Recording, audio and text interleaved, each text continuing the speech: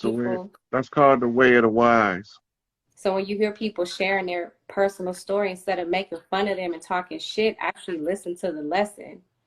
And a lot of y'all laugh or make fun of people when they being vulnerable and really missing the blessing is coming to save your ass. I need to be more compassionate. I'm not being compassionate because the reason why I'm talking like that is I'm talking to myself. Look, you care. Look, that's segment. Yeah, I'm talking. Segment ain't gonna look. Segment got look. Y'all gotta straighten the fuck up. That's what segment tell them. I don't got time to be trying to burp you and give you a pacifier. Get your motherfucking ass off your motherfucking pity party horse. Get your ass in the fight. You part of this shit, whether you want to be or not. So you might as well pick up your motherfucking banner and march with the motherfuckers that's gonna be victorious because they on the move. That's what segment gonna tell them. Get it together, like 702 said. We have to get it together. And the one thing that irks my nerves is when we claim royalty. It's in our DNA. We got magic, and ain't nothing magical about none of the shit that you do. No, nothing magical and nothing regal. Nothing. Got no etiquette whatsoever. No code, no respect, nothing. Yeah. But what you said was so true. If you are able to connect with your family, if you still have elders that are living, because this was an attack like on the elders, just really on all of us, but really attack on our elders, because when history is lost, the younger generation is lost. And a lot of my generation is still trying to live their younger days. So that grandma and grandpa shit is kind of far-fetched or hard to find because they trying to relive their youth. So we have to take our position as elders and really settle down in our lives and in our hearts and in our minds. And we have to open up to the lessons that we share with each other. And we got to connect with our family again if you can. If you can make your wrongs right, if you can make amends, do it. If you can't, pray about it. Ask for forgiveness. Ask to be led to figure out how to change and how to elevate and how to be the best you possible. The secrets of prayer, since we on Oracle Connections, is the first understanding is that you're talking to your higher consciousness, and your higher consciousness is your direct telephone line to Prime Source Creator.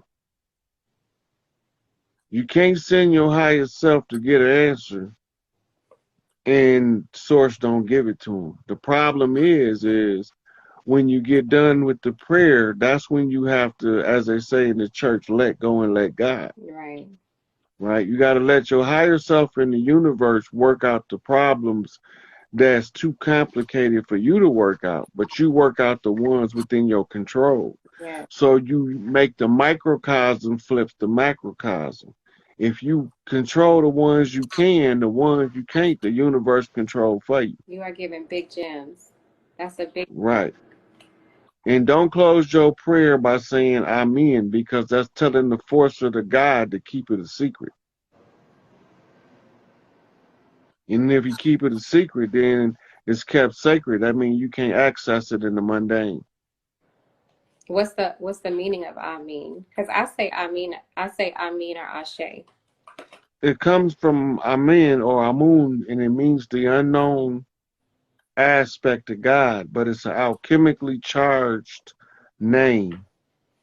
And it has a direct energetic effect on whatever it is that you're sealing with Amen. That means that you saying the prayer, but you blocking it at the end. Right. You're keeping it a secret. Like God got and because it's sacred, on the phone or something. Right. So because it's kept sacred, you can't manifest it in a mundane. Because the mundane is the profane. The sacred cannot be accessed in the profane.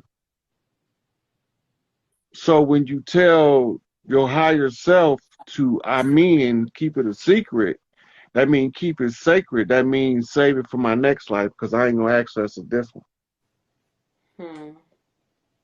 You actually putting yourself in a personal conjure. but you don't know it. So in let's say in relevance to people who say it without that knowledge that you just gave, then there is so they got accumulated, right? Yeah. So they got accumulated energy built up in what you, the lack of a better way of putting it, I'll say prayer credit. Mm. All you did was recorded all your shit in the universal mind because you did nothing in order to make it surface in the physical world. Right? Now, some people know how to use the energy by doing certain stuff in the physical world that activates the prayer energy that was kept sacred. Right. Because the power Right? of intention sometimes can, Right.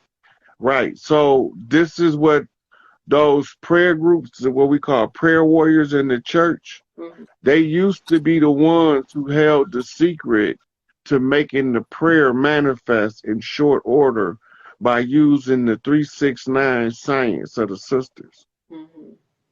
That all of that got to be retaught to y'all. Yeah, prayer was sacred. Prayer was But prayer is the talking to the creator. Meditation is listening. If you don't meditate, you won't never get your answer. That's why sometimes you need to stop having all them distractions. Sometimes you got to shut that music off because we're people that love like music. We're people who love distractions. You know what I'm saying?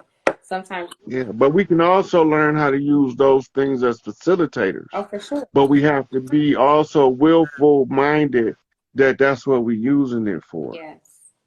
If we don't attach that to it, we can't use it for that purpose. Yes, correct. I like. Right. So people be saying, "What's the meaning of life?" Right. We hear it all the time. Ain't got none till you give it one. Life has no meaning until you give it a meaning.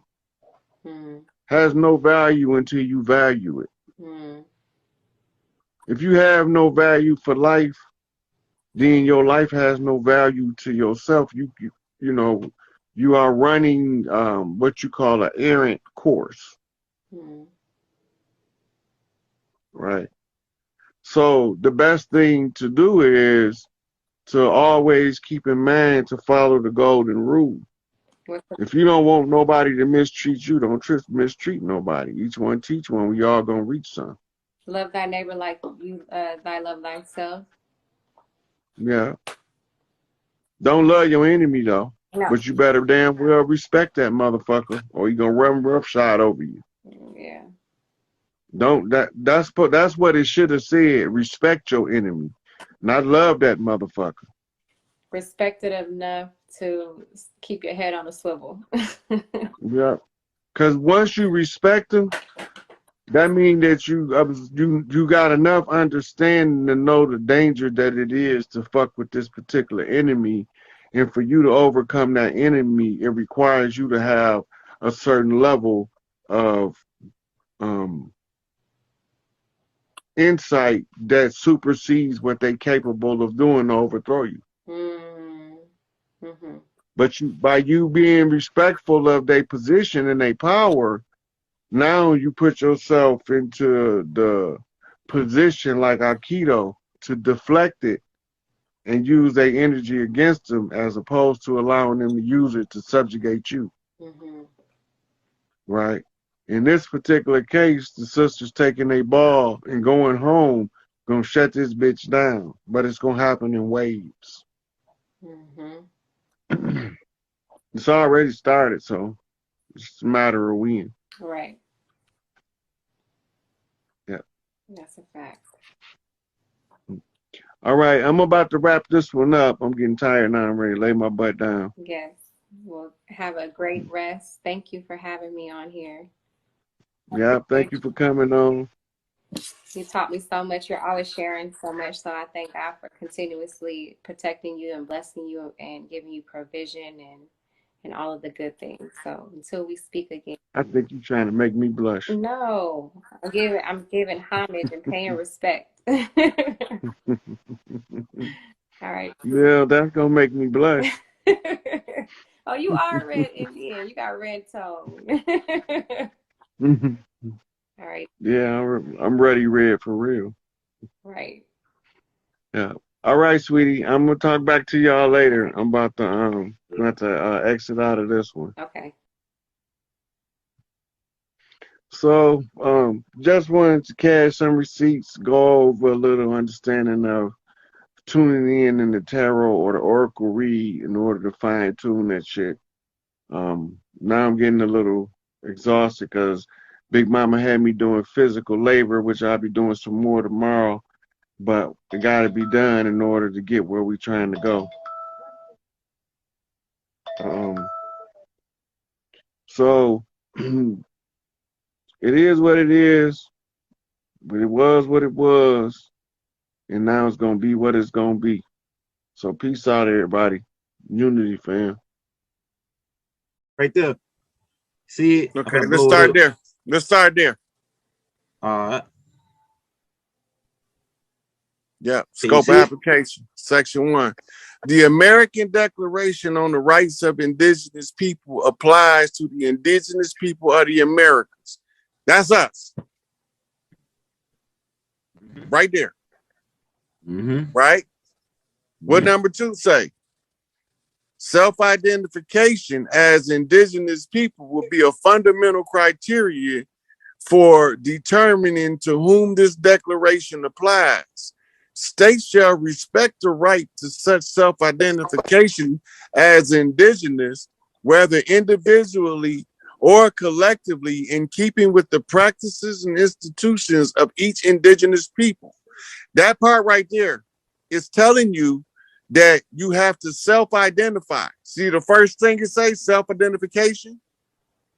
That means that you identify yourself as an indigenous people and that you are the one responsible for stating your status, right? And the states shall respect the right to such self-identification as indigenous, whether it's an individual or a group, individually or collectively, in keeping with the practices and institutions of each indigenous people. That means that some tribes are slightly different in cultural expression of the same culture. One tribe might barbecue turkey for the chief, but another one might slaughter a bison. Right? But whichever one it is, we know what the culture is saying. All right. Article 2 says states recognize and respect the multicultural and multilingual character of indigenous peoples who are an integral part of their societies. Right? When they say multicultural, that means it's a whole lot of different cultures from the land. And then it say multilingual character. That means that we got a lot of languages. So they can't say that, well, you don't speak this language, you ain't indigenous. They can't say that because they right here acknowledging that. And they saying that we are an integral part of the society. Well, these things are an integral part of our societies, right? So then we go into Article 3. Indigenous people have the right to self-determination. What that means? Your rights is not negotiable. They are inalienable. So self-determination is you got the right to determine which one of the chiefs you following, if you following the one in your direct bloodline descent, or if you following the one from your tribal clan descent. Right? So it's different per tribe across the land because they already told you we got a multi-cultures on our land already before they came. Right? And by virtue of that right to self-determination, they freely determine their political status and freely pursue their economic, social, and cultural development.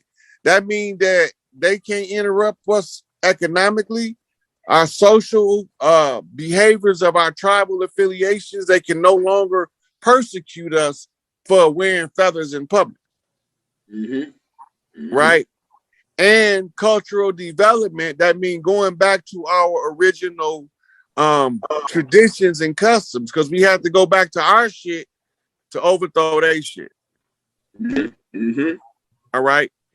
Nothing in this declaration may be interpreted as implying for any state, people, group, or persons any right to engage in any activity or to perform any act contrary to the character of the Organization of American States or of the Charter of the United Nations, or construed as authorizing or encouraging any action which would dismember or impair, totally or in part, the territorial integrity and political unity of sovereign and independent states. What that mean? Yeah. That means that Article 4 of this declaration says that the United Nations can't interfere in our business, nor any other individual states that's under the Charter, Organization of American States, or the Charter of the United Nations. So the United Nations is also in an agreement with America, right, which gave them control of the policing policies on the land. That's why they closed now. Mm-hmm. Right? All right, let's go on to the next part. Do this look like we getting to something? So that shit get lit, man. Mm-hmm. All right, human rights and collective rights, right? Full effect and observance of human rights. Remember what Malcolm said? We don't need civil rights. Yeah, right. He said we need human rights, right? Mm-hmm. This it right here. Indigenous people and individuals have the right to the full enjoyment of all human rights and fundamental freedoms as recognized in the Charter of the United Nations, the Charter of the Organization of American States, and international human rights laws. That means this taking all of those people they just named in there, mm-hmm. that they saying they can't interfere in our fundamental freedoms and our basic human rights any longer.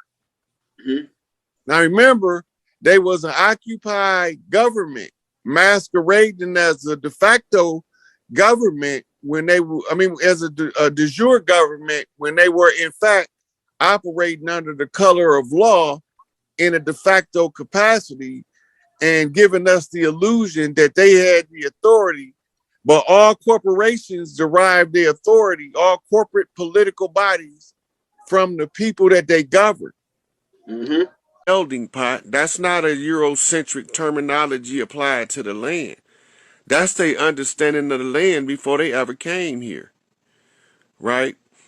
Then also, this motherfucker over here didn't believe in, if you had a voice, unless you proved yourself to be a liar, your voice had legitimacy until we can analyze what you saying.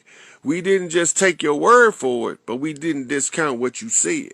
We went and used it as a foundational tool to do a research to determine if we need to pay attention to what the fuck you saying. Because you might be telling us exactly how to get out of the problem, but we so used to now listening to the other man that we don't give a fuck what's going on with the brother man. Right? So, in academia, they was calling us Negroes, the coloreds, the African Americans, and all that shit. But in the hood, we was greeting each other. What's happening, brother? What's going on, blood? Wait a minute. Brothers. That's what Stone's vice lords call each other. blood. That's what them bloods in LA call each other. Wait a minute.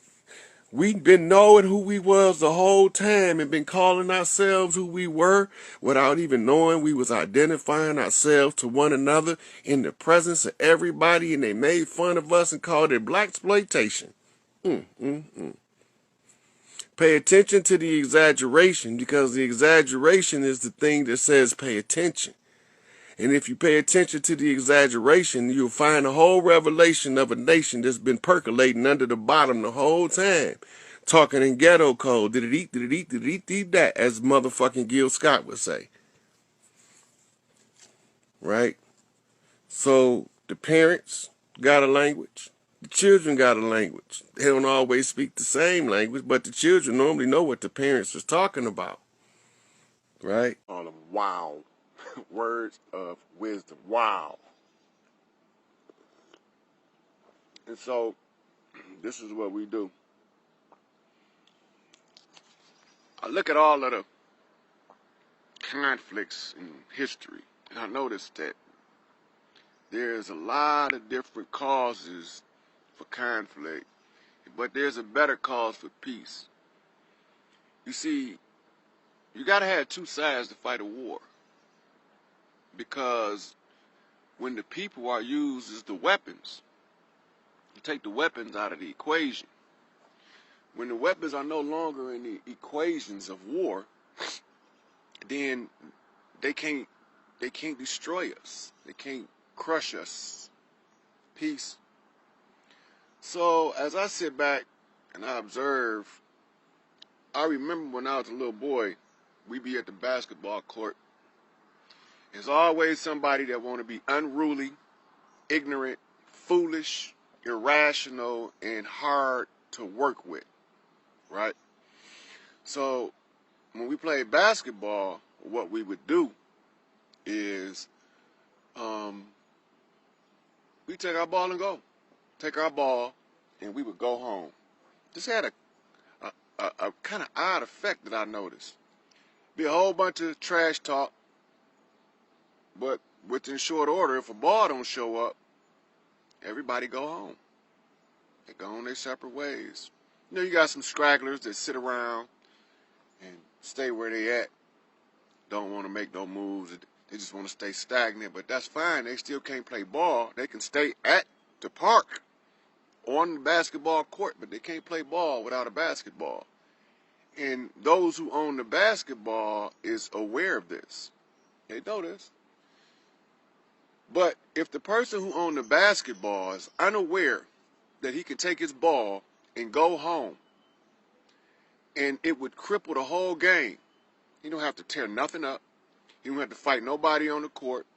He don't have to fight the bully. He don't have to slap the little guy. All he had to do is just say, hey, man, get my ball. I'm going home. And he go home. Everybody going to be looking at him crazy. But guess what? Everybody end up going home if no other balls come.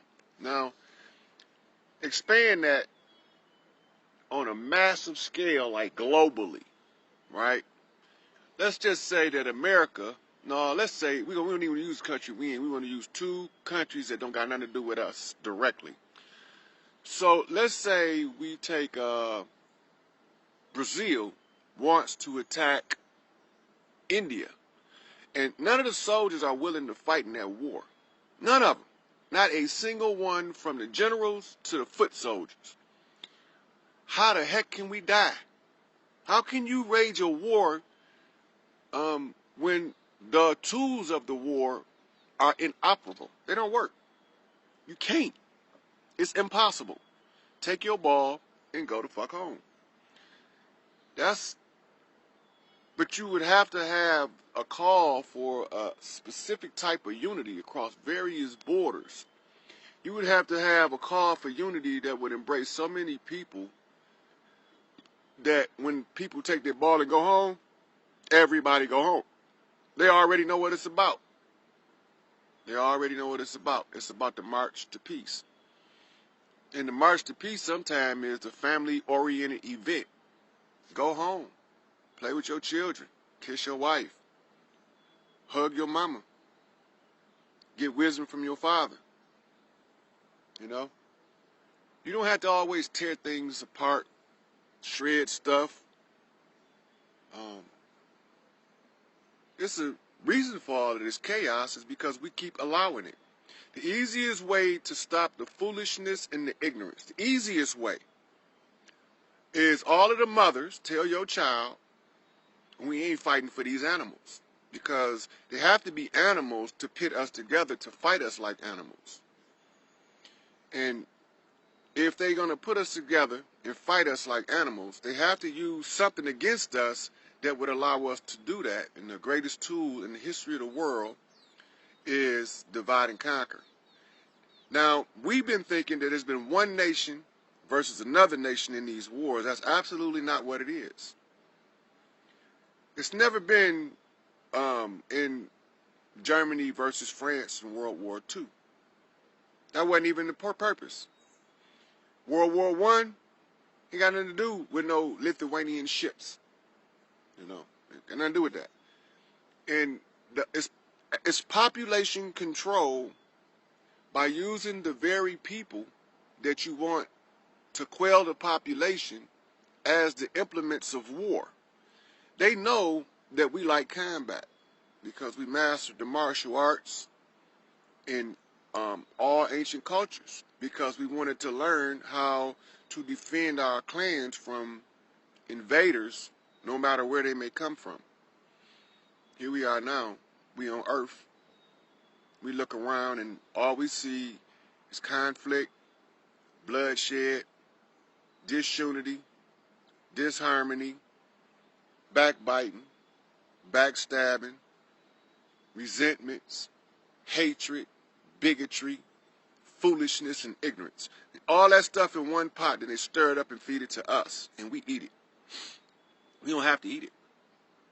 Every mother should just call her children in the military and just say, come home. We're not fighting for these animals. If we're going to have any type of conflict, we should be fighting in our own interest. Who's gaining? Look at the wounded warriors. See, we need to do something like to federalize this Wounded Warrior Project. And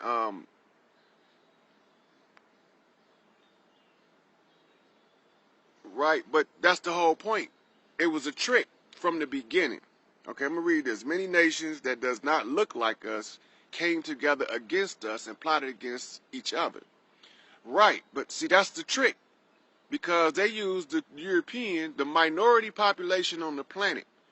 By exalting the minority population, they got the smallest group. So at the time that the people of the mass realized that the smallest group is oppressing the largest group, then we can just annihilate them and get rid of the problem. But that was never the problem to begin with, because then they're going to go to the next smallest group and superiorize them. We can't fall for that. This is the end of them games. So it worked like this. Ain't no more white people that was created in this Babylonian experiment. The genetic mess up has been clean. That's over with. Now everybody have the capabilities of rising to their own level of greatness. Everybody. And because everybody can rise to their own level of greatness, we should all be able to pull this plank out our eye and see the enemy for who he is. If we trace it all back, it end up with one person. And, you know, they want to tell us, you know, don't be anti-Semitic and all of this. It ain't Israel as a nation over there in the Middle East, because they pawns. They pawns. The Khazarians, the Ashkenazi, the Sephardi, those are pawns. No, those are not pawns. They're more like rooks and bishops on the chessboard. They bigger pieces, but they're expendable. So you got to track it back. Now, how do you track it back? You follow the dollar. You follow the currency, you find out who reaps the greatest benefit of all. Well, I used to think when I was a lot younger that it was the royal families of Europe. But then I came to, through research, to realize that it's not the royal families of Europe. It traced back to one particular house, in one particular place, in one particular person. And he wears a crown that represents 3 tiers, which is your economics, your military and political strength. And also it represents your religious strength. By combining them all together, that's where your spiritual weaving comes in, your spider web. So if the world want to know who's responsible, you got to find out who's claimed right of all of the souls on earth to undermine the rights of the people who own their own soul. Now remember, your U.S. Constitution says, nope, your Declaration of Independence says that you have God-given inalienable rights. That means that nobody can't take them from you, but they can trick you out of them if you surrender them. They can trick you into giving up your rights. But there's somebody on this planet that filed paperwork in 1301 to capture the souls of the people. And it's the same one person that seats all of the royalty and confirms them and gives them the appearance of being the problem. Now, the royal families do have things that's going to be dealt with, like adrenochrome in the drinking of baby blood that's prohibited. And you don't know that Queen Elizabeth is not still alive. She's been dead. That's an imposter that they're using over there, so they don't want nobody to know. She's gone. And Pope Francis makes mockery of every single human on earth. He is the animal. I told y'all at the close of the age, I would pull the curtain off the man who stands behind it, pulling the strings in the land of Oz. His name now is Pope Francis, but it's the same symbiote who jumped body to body for thousands of years so he can survive eternally. And he wants to deprive you of your eternal life by allowing his host to live as comfortable as possible. But he have to have a certain biological signature trait. And this certain biological signature trait allows the symbiote to attach. Now, if you go back, you probably won't see it very far back in history, but when they see the Pope, they tell you there's a meeting of, what you call them, bishops, and that they are all in there voting and negotiating who would be Pope. That's cool. It makes sense, but it ain't true. You see, they got a period of time where they have to go through different blood types and genetic signatures in order that the symbiote can actually cleave to the host. And so they have a series of these hosts that sit there in a stasis-like state while the symbiote attaches through his eye into his brain.